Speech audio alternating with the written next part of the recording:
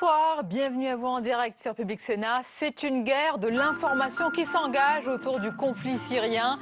Paris et Washington accusent Moscou de viser des rebelles anti-Assad. Poutine balaie les accusations occidentales et poursuit ses frappes. C'est le flou sur les cibles visées au sol. Qui fait quoi exactement? Le décryptage à suivre du général Vincent Desportes. 700 000 migrants devraient arriver en Europe en 2015. C'est la prévision du Haut Commissariat de l'ONU pour les réfugiés. Et une question demeure sur l'organisation de leur accueil, notamment en France. Manuel Valls avait évoqué le chiffre de 30 000 réfugiés. Alors comment se prépare-t-on concrètement dans différents territoires? Reportage dans ce journal. Enfin, clash, buzz, confrontation, de plus en plus le débat public vire à la foire d'empoigne. Après la polémique Morano, que penser de la qualité des débats dans les médias quand le show prend le dessus?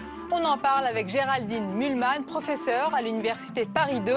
C'est l'entretien du jeudi. Voilà pour le programme de votre 22h. Merci d'être en notre compagnie ce soir. Et avant de développer tous ces titres, on l'a appris tout à l'heure, aux États-Unis, une fusillade aurait fait au moins 7 morts dans une université de l'Oregon. Certains médias évoquent une vingtaine de blessés. Il n'y aurait qu'un seul tireur et selon la chaîne de télévision CNN, l'homme aurait, je dis bien aurait, été interpellé. Nous reviendrons bien sûr sur cette fusillade meurtrière si nous disposons de plus d'éléments dans ce journal. Dans l'actualité, c'est une guerre sur le terrain syrien et c'est aussi une guerre de l'information. Paris et Washington accusent Moscou de viser des rebelles anti-Assad. François Hollande indique qu'il faut viser Daesh et pas d'autres cibles. Poutine, quant à lui, dénonce l'intox des Occidentaux et poursuit ses frappes. On voit tout cela avec Cécile Sixou. Sur ces images, des cibles précises. Officiellement, ce sont des équipements militaires et des stocks d'armes appartenant à l'État islamique. Pourtant, impossible de savoir qui touche vraiment les avions russes.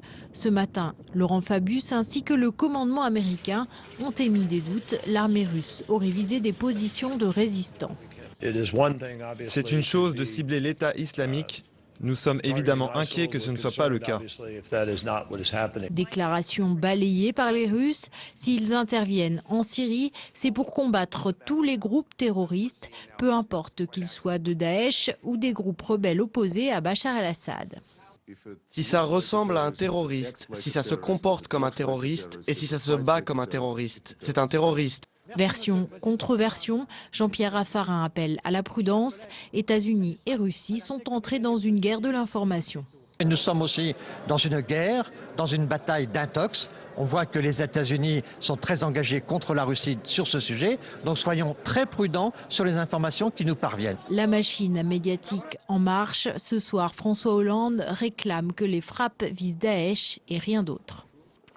Et j'ajoute que le président François Hollande et son homologue russe s'entretiendront de la Syrie demain à Paris avant un sommet destiné notamment à relancer le processus de paix en Ukraine. Et sur ce sujet des frappes en Syrie, en direct avec nous ce soir, le général Vincent Desportes, professeur et ancien directeur de l'école de guerre. Bonsoir général. Bonsoir. C'est une véritable bataille médiatique et guerre de l'information qui est engagée, on le voit bien, autour du conflit syrien. Selon vous, est-ce que les accusations portées contre les Russes sont crédibles? Écoutez, il y a deux choses différentes. D'abord, vos téléspectateurs doivent bien savoir que la première victime de la guerre, c'est toujours la vérité. Et que tout communiqué militaire en temps de guerre est un communiqué politique ou diplomatique. Donc, c'est bien comme ça qu'il faut les prendre. Ensuite, je crois qu'il faut des vraies questions. Nous avons combattu en Afghanistan les Al-Qaïda pendant 11 ans. Les Américains l'ont fait aussi. Ce que M. Poutine a fait frapper, peut-être, ce sont notre adversaire. Puisqu'Al-Qaïda, nous nous battons contre Al-Qaïda. Donc, je crois qu'on tient des positions idéologiques qui n'ont vraiment pas de sens. Si nous ne voulons pas frapper Al-Nusra, qui est une filiale d'Al-Qaïda, c'est que nous admettons qu'il vaut mieux avoir Al-Nusra au pouvoir à Damas que M. Assad, et évidemment, ça n'est pas raisonnable. Vincent Desportes, comment sur le terrain est-ce qu'on peut distinguer véritablement entre les terroristes de Daesh, les affiliés d'Al-Qaïda et d'Al-Nusra, comme vous les citez, et les rebelles anti-Assad? Est-ce que c'est si facile que cela sur le terrain?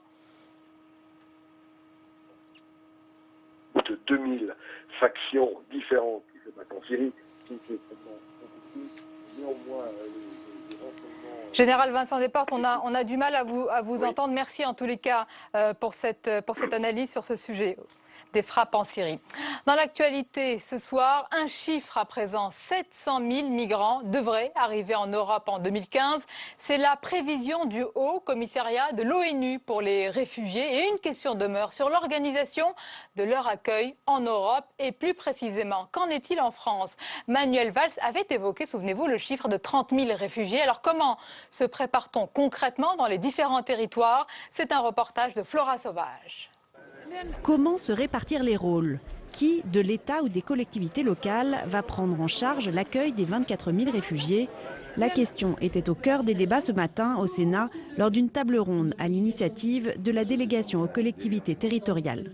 On a souvent subi des arrivées en fait de familles qu'il fallait accompagner, mais en nous annonçant la situation en tant qu'élus locaux le jour où les familles arrivaient. Et c'est cela qui pose des difficultés ensuite d'acceptabilité pour les territoires, pour les élus et la population. Après les premiers appels à la solidarité, la question des moyens se pose. Ces réfugiés ne vont pas rester réfugiés.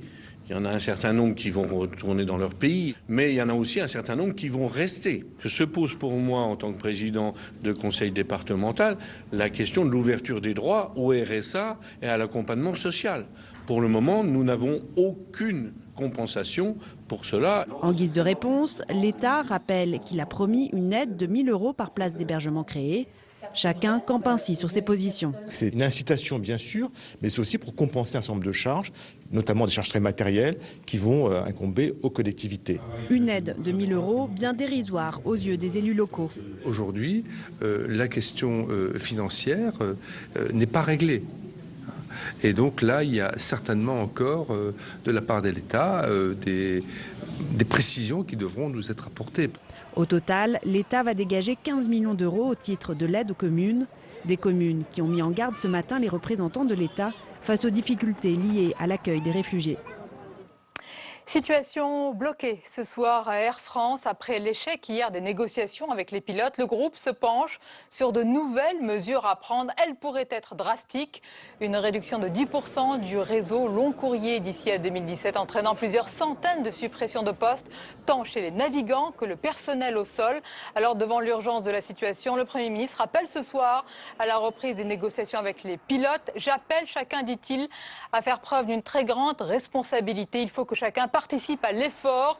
Pour Air France, le statu quo est impossible. Et je vous rappelle, lundi, un comité central d'entreprise extraordinaire devrait décider de l'avenir de la compagnie française. Comment réformer et renouveler nos institutions? Vaste question, bien sûr. Le débat est en tous les cas posé et un rapport du président de l'Assemblée, Claude Bartolone, et de l'historien Michel Vinocq propose des mesures fortes pour faire respirer notre démocratie. Louis Sibylle. Au Sénat, le consensus est général. La proposition de Claude Bartolone de fusionner la Chambre haute et le Conseil économique, social et environnemental ne fait pas recette. Je suis extrêmement opposé. Je suis totalement opposé. Ça veut dire que le Parlement sera monocaméral et que selon les majorités politiques du moment, on ira dans un sens ou on ira dans un autre, mais qu'on risquera de manquer absolument de continuité dans la politique de notre pays. Mais pour le reste, les sénateurs sont plutôt favorables aux 17 mesures proposées par le président de l'Assemblée nationale pour réformer les institutions.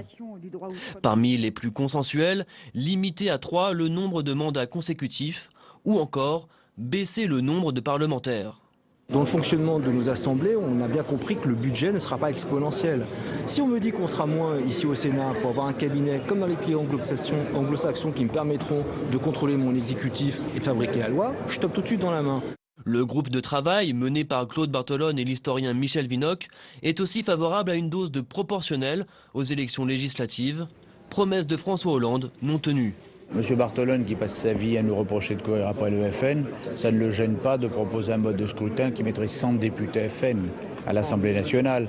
Enfin, on n'est plus à une contradiction près, hein. Septennat non renouvelable, plus de démocratie participative, le rapport veut réformer en profondeur les institutions et donc modifier la Constitution. Des mesures chocs qui nécessiteront diplomatie et doigté pour dégager une majorité parlementaire. La suite du 22h, dans un instant, c'est l'entretien du jeudi. Mon invité ce soir est journaliste et professeur à l'Université Paris 2, Géraldine Mühlmann, à suivre son analyse du débat public en ce moment, de notre rôle de journaliste dans une société du buzz et du clash permanent. Et c'est juste après le tour de l'info en France et dans le monde. Il est préparé ce soir par Nathalie Guilloire. C'est la déception pour des milliers de parents étrangers. La Cour européenne des droits de l'homme a tranché. Priver des parents étrangers d'allocations pour leurs enfants venus en France en dehors de la procédure de regroupement familial n'est pas discriminatoire. La Cour avait été saisie sur cette question par 2 familles congolaises. Aujourd'hui, cette décision est définitive. La polémique Nadine Morano continue. Encore hier, Nicolas Sarkozy a demandé son éviction de la campagne pour les régionales de décembre. Elle était tête de liste en Meurthe-et-Moselle. Le président du Sénat, Gérard Larcher, a lui aussi réagi aujourd'hui aux propos de Nadine Morano sur la race blanche. Ce qui est inacceptable, c'est de se laisser aller à des propos dont la connotation peut conduire à la pire des choses, c'est-à-dire opposer les hommes et les femmes entre eux en fonction de leur race, de leur couleur ou de leur religion. Ça n'est pas ma vision de la République. Le Front National fait son entrée à Sciences Po. En quelques heures, le parti de Marine Le Pen est parvenu à réunir les 100 voix nécessaires pour être reconnu comme association. Après avis d'une commission paritaire, elle deviendra une association reconnue comme elle l'était dans les années 1990. Un nouveau statut qui lui permettra d'obtenir des facilités d'organisation, comme des locaux ou bien des subventions. C'est la fin des mégots sur les trottoirs parisiens. À partir d'aujourd'hui, les fumeurs pris en flagrant délit de jet de mégots seront sanctionnés d'une amende de 3e catégorie de 68 €. Le décret, publié au mois de mai dernier, entre dans sa phase répressive, après une campagne de sensibilisation d'1 mois, où les verbalisations étaient de simples avertissements.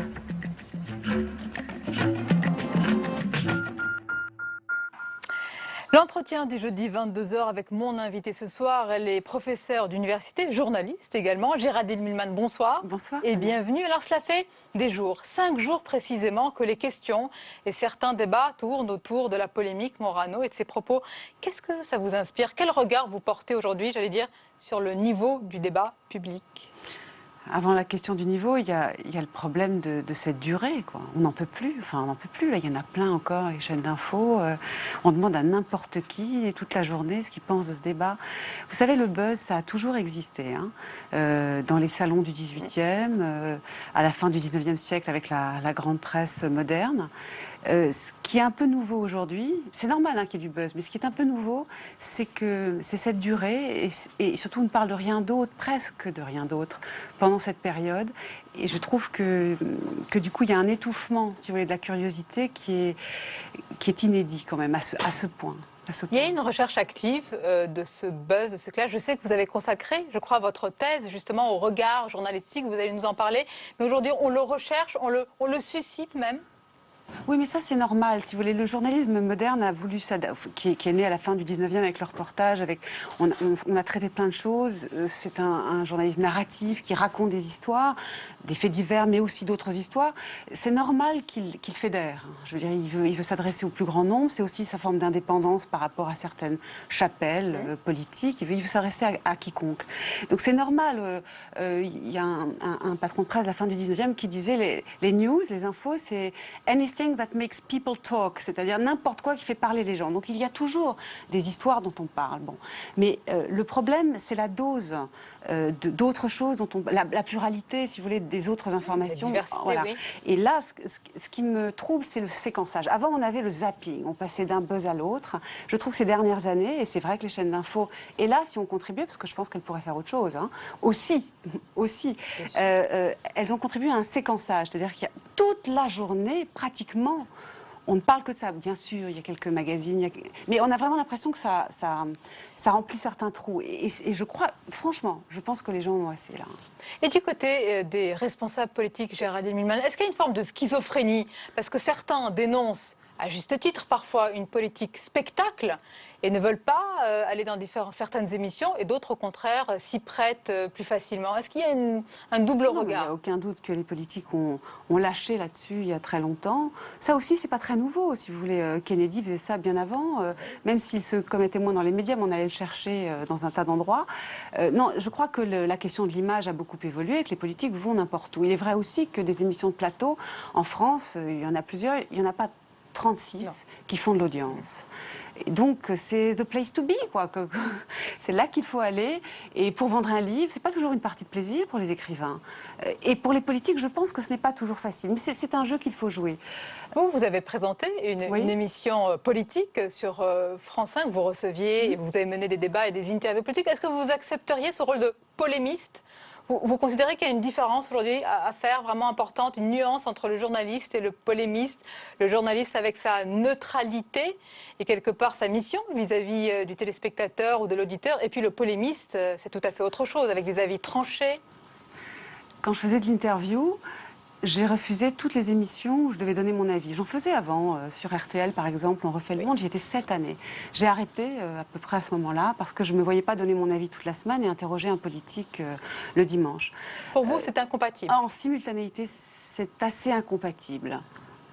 Sauf peut-être quand on a énormément d'expérience, qu'on s'est constitué, disons, on est devenu un personnage de la vie publique, on peut le faire. Non, le polémiste est une chose possible à un moment donné pour un journaliste. Ça peut être aussi la fonction que souhaite embrasser un intellectuel ou un auteur. De plus en plus, d'ailleurs, ce sont les intellectuels qui créent et suscitent la polémique. Oui, il paraît même que... Je crois qu'Onfray nous a révélé dans cette émission Michel Onfray, qu'il avait été pressenti et qu'il a refusé. Non, je comprends très bien qu'on refuse. Je comprends qu'on accepte, bon, pourquoi pas, mais je comprends qu'on refuse. Peut-être le plus important, il y a le fond, les sujets dont on débat. Alors, il y a la polémique Morano, et puis il y a surtout les sujets qui reviennent de plus en plus souvent dans le débat public. Là, je vais vous demander votre avis. Ce sont les débats sur l'immigration, l'identité. Il y a une forme d'hystérisation autour de ces thèmes. Est-ce que, selon vous, c'est une spécificité française? Non. Non. Non, je ne le pense pas du tout. Je sais qu'on le dit beaucoup, mais je ne le pense pas du tout. Je pense que la même question ailleurs, autant dans les médias et sur les plateaux et auprès des responsables politiques. Je pense que la question de l'identité est forcément problématique dans ce qu'on appelle la modernité. C'était plus simple sous l'Ancien Régime. C'est forcément... Vous savez bien, vous, en profondeur, qui vous êtes C'est une vaste question. Oui, c'est compliqué. On peut pas... Je pense que c'est plus une question qu'une réponse, l'identité. Évidemment, dans une situation d'angoisse, de crise, notamment économique, moi je crois qu'il faut prendre ça en compte fortement. L'identité peut apparaître comme une ressource, hein. Mais c'est une fausse ressource. C'est pour ça que je suis assez troublée que des philosophes que j'estime, enfin, bon, j'ai une estime même amicale profonde pour Alain Finkielkraut, qui est quelqu'un qui a une émission de radio formidable. Je lui ai d'ailleurs dit publiquement, enfin, il n'y a aucun problème, c'est quelqu'un en plus qui aime le débat. Ce qui me dérange, c'est que l'identité est toujours malheureuse. Voilà, j'ai envie de dire, ça fait partie de l'État moderne. Vous dites ça aussi à Alain Juppé, qui avait parlé de l'identité heureuse. Peut-être qu'il va corriger, parce qu'il va sortir un livre d'ailleurs sur ces thèmes régaliens. Je pense que l'identité est une question à explorer et que le fait d'en faire une sorte de réponse, de quelque chose, comme un Graal, si vous voulez, mais qu'on pourrait vraiment trouver dans sa communauté. Vous dites que finalement, il faut se poser la question. Elle est importante aujourd'hui, malgré tout. Mais alors, qui doit se la poser? Si ce sont les intellectuels, parfois c'est biaisé, et les journalistes... Mais non, mais là, c'est là que je voudrais aller au bout de cette pensée. C'est-à-dire que l'histoire aujourd'hui, de toute façon, il y a des continuités, nous avons des appartenances, il y a de l'identité. Je ne dis pas qu'il n'y en a pas, mais je dis que l'histoire, et c'est cette partie que la philosophie contemporaine, notamment, a beaucoup de mal à penser en ce moment, c'est aussi des ruptures, c'est aussi des arrachements. Nous accentuons énormément, mais toute la philosophie, même nord-américaine, en ce moment, est en train de nous dire cela, à quel point la religion nous a constitués, à quel point nos appartenances communautaires sont fondamentales, etc. Je ne dis pas que ça ne l'est pas, je dis que c'est mouliné par chacun d'entre nous et par un peuple politique et qu'à un moment donné, il faut aussi penser l'invention. Voilà. Nous recevons, nous avons des legs, nous avons des dettes, hein. C'est sûr par rapport à l'histoire, par rapport à nos histoires familiales et nos histoires politiques. Mais il y a une difficulté, une vraie pathologie aujourd'hui. Nous n'arrivons plus à penser notre capacité d'inventer. Et elle existe dans un individu, elle existe dans un peuple. C'est inquiétant dans une société moi, quand on aurait pu le penser, à l'imaginer. Et je pense que sur le plan philosophique, il y a un vrai problème aujourd'hui. Un problème de créativité, il y a un problème d'impuissance des politiques et une difficulté à inventer de nouveaux paradigmes, c'est certain. Dans la philosophie, on le retrouve exactement de la même façon, dans les sciences humaines, et que je crois que c'est ça le problème. C'est une difficulté à ouvrir l'avenir. Ouvrir l'avenir ne veut pas dire perdre le passé. Mais aujourd'hui, la question de l'identité ferme un petit peu l'enjeu de l'avenir. Comme si ce que nous avions à faire, c'était d'hériter. Je ne dis pas qu'il n'y a pas d'héritage. Je dis qu'un héritage, ça se dépasse, ça se travaille. On peut s'en émanciper. En regardant vers l'avenir, tout en tenant compte de son passé. Et puis, je pense que les peuples peuvent inventer. Et j'ai l'impression que peu de gens disent cela en ce moment, parce que c'est effectivement les dur à politiques. conceptualiser. C'est à eux parfois aussi de tracer ce cap, cette vision, c'est ce qu'on leur demande. Vous avez dit impuissance des politiques, donc je reviens à la question que je voulais vous poser sur le renouvellement des élites. On va aussi parler de votre parcours et je vais montrer ce formidable livre de Marie-Laure Delorme, De bons élèves, l'école normale supérieure vue de l'intérieur. C'est vraiment une plongée au cœur de l'ENS. Vous avez fait partie de ces bons élèves. On va vous demander un petit peu vos souvenirs. Et Marie-Laure Delorme parle vraiment d'années de dur labeur, d'années de sacrifice. C'est ce que vous avez ressenti en premier? Si j'ai accepté de lui parler, c'est parce que c'est quelqu'un qui écoute très bien et qui m'a permis d'avoir un propos assez intime, au fond, sur ces années-là. Et c'est vrai que, voilà, ce n'était pas des années faciles pour moi, et pas seulement à cause de ces études-là, mais sans doute ont-elles favorisé une espèce d'autocontrainte que j'aime avoir, etc. Je pense que ce n'est pas la même chose pour chacun. Moi aussi, j'aime pas trop l'identité. Il n'y a pas d'énormalien, ça n'existe pas. Je parle très rarement de ce sujet. La seule façon pour moi d'en parler, c'est sur ce mode très singulier. Je pense que j'ai fait cette école, enfin j'ai réussi, c'est une chance, et j'aurais pu échouer, et ça n'aurait, je pense, pas changé tant de choses que cela. C'est l'envie d'étudier, c'est vraiment cela. Et si je suis devenue professeure d'université, c'est pour pouvoir étudier toute ma vie. Ça, c'est très très important. Après, la vie ne se limite pas à l'étude, mais c'est une part souterraine de ma vie, moins visible parfois que les émissions dont vous parlez, mais qui est absolument fondamentale. Ce qui est incroyable, c'est que Marie-Laure Delorme parle de ces années très dures, vraiment de dur labeur, une compétition aussi féroce, mais ça c'est normal dans ce genre d'école, avec un risque à la sortie, dit-elle, de tomber dans le dilettantisme. On a tellement travaillé. Oui, c'est pas mon cas. Non, c'est pas votre cas, vous avez continué à fond après? Non, moi, je pense que j'ai passé une grande partie de ma vie à me dire, bon, maintenant il faut que je sois au niveau de cette école que j'ai faite, ce qui est un paradoxe. On aurait pu dire, voilà, c'est fini, c'est bon. Ça peut être, non, pas du tout. Moi, ça n'a pas un été, aboutissement. Ça n'a pas été une école d'arrogance, c'est plutôt une école de... Au contraire, avoir fréquenté beaucoup de grandes œuvres. Qui vous avez je voudrais bien être au niveau. Ah, vous parlez de la promo. J'ai pas énormément de souvenirs, je ne fréquente pas énormément de normaliens. Il n'y a pas de jugement de valeur dans ce que je dis, c'est le hasard. J'ai peut-être eu besoin de m'en échapper aussi. Je pense aussi que nous avons tous beaucoup changé. Et que ceux que j'ai côtoyés sur ces bancs, je pense à la Cagne, nous avons tous énormément changé. Nous nous reconnaîtrons. Et si on prenait une photo, peut-être votre photo de classe, de promotion de l'école normale supérieure, qu'est-ce qu'on y voit? Qu'est-ce qu'il en ressort? Est-ce qu'on voit vraiment la diversité sociale, peut-être le plus important? Non, vous savez bien que l'ascension sociale, non, on ne la voit pas du tout. Il y a très très peu d'enfants d'ouvriers. C'est même pire encore à la fin du XXe siècle qu'à une certaine période, je crois juste dans les années 50-60. Je n'ai pas les chiffres en tête, mais Christian Baudelot, le sociologue en poste longtemps à l'école normale, a fait des études extrêmement intéressantes là-dessus. En plus, moi, je n'étais pas fille non plus d'instituteur ou de professeur. Voilà, peut-être un mot pour nous dire le milieu? Mais mon père est commerçant, ils vendent des objets d'art et des tapis. C'est un marchand de tapis, comme il aime à dire, et j'en suis autant fière que lui. Et ma mère est médecin universitaire, médecin, donc elle a fait un très beau parcours, elle aussi, mais pas, disons, dans ce domaine des lettres ou disons, des maths qui mènent à l'école normale. C'est autre chose, et puis c'est des premières générations. Enfin voilà, leurs parents n'avaient pas tous fait. Pas de diversité sociale. On parlait de la rupture, je ne sais pas si on peut dire entre les élites et le peuple. On n'aime pas, je suppose que vous n'aimez peut-être pas ces termes-là. Mais il y a eu des propositions aujourd'hui dans un rapport par l'historien Michel Vinocq et notamment le président de l'Assemblée Claude Barthelone pour faire respirer la démocratie. Si vous aviez une mesure phare, qu'est-ce qu'il faudrait justement pour redonner envie aux téléspectateurs, aux auditeurs de s'impliquer dans ce débat public et politique aujourd'hui? Aux citoyens d'ailleurs. Je pense qu'il faut trouver quelque chose pour que la politique ne soit pas toute la vie de ceux qui font la politique et que c'est vraiment très urgent. Déprofessionnaliser d'une façon ou d'une autre, que quand ils ne sont pas élus, ils fassent réellement autre chose. Un jour, un président de la République a dit qu'il pensait depuis très longtemps à se présenter en se rasant, et pas seulement en se rasant. Et il y a un peu cette idée, y compris chez les journalistes, que celui qui va gagner est celui qu'il veut le plus et depuis le plus longtemps. Celui qui désire le plus, depuis toujours. Celui qui va l'avoir. Je trouve ça terrifiant. J'aimerais que la politique soit faite par des gens. C'est pas de l'ambition aussi? Il ne faut pas avoir l'ambition honteuse. Vous savez, Aristote disait que pour faire de la politique, il faut être plusieurs en soi-même. On revient d'ailleurs à la question de l'identité, plusieurs identités, avoir vécu plusieurs choses. C'est pour ça d'ailleurs qu'il aimait bien les gouvernants un peu âgés. Ils ont eu plusieurs vies.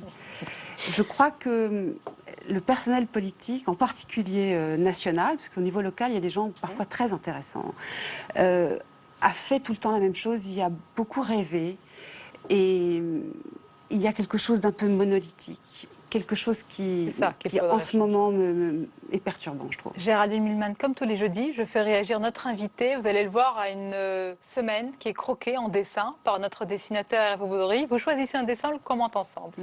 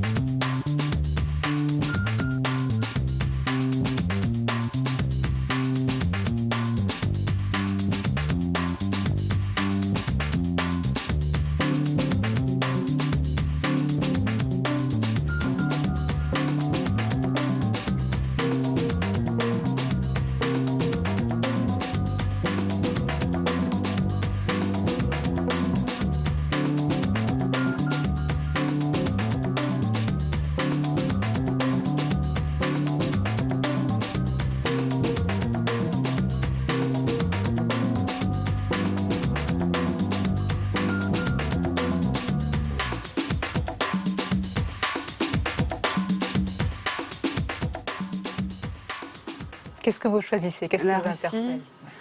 Qui porte Bachar sur son dos. Je trouve que l'information, enfin, ça montre bien que c'est difficile à lire pour le grand public, ce qui se passe. La Russie est entrée Vous savez, pas dans le seulement jeu. pour le grand public. Hein. Oui. C'est une situation très compliquée. difficile. Je pense aussi que la diplomatie, c'est toujours du double jeu. Et je me souviens de la... que font les Français. Je ne suis pas sûre que ce soit dans les déclarations diplomatiques que nous le sachions le mieux. Le président de la République, dans sa conférence de presse au mois de septembre, avait dit la Russie est un allié de Bachar, mais peut-être pas entièrement loyal. Il y avait eu un certain silence là, et on a senti que c'était toute la diplomatie derrière. Et je crois qu'il faut pas oublier cela. Il ne faut pas s'arrêter au discours. Que se passe-t-il exactement entre les Russes, les Français et les Américains? Je ne sais pas. Et dans cette image, j'ai senti un peu ce mystère. Merci beaucoup, Géraldine Milman. C'est un plaisir de vous recevoir. Merci à vous. On arrive à la fin de ce 22h. Merci de votre fidélité ce soir et puis tous les autres soirs aussi. C'est le dernier 22h tel quel, mais ce n'est qu'un au revoir. Je vais vous retrouver à partir de ce lundi pour une toute nouvelle formule. Vous allez le voir, plus ambitieuse, on l'espère, plus dense en tous les cas, c'est sûr. Et surtout, le plus important, c'est ce que vous disiez, plus proche de vous, des questions que vous vous posez. On va plus loin, c'est le titre de l'émission. 1h30 de débat, d'entretien, de repères de l'actualité avec mon confrère Paul Bouffard, loin du buzz et du clash, des débats animés et passionnés, bien sûr. Cette nouvelle émission, c'est aussi la vôtre. Soyez donc au rendez-vous à lundi soir.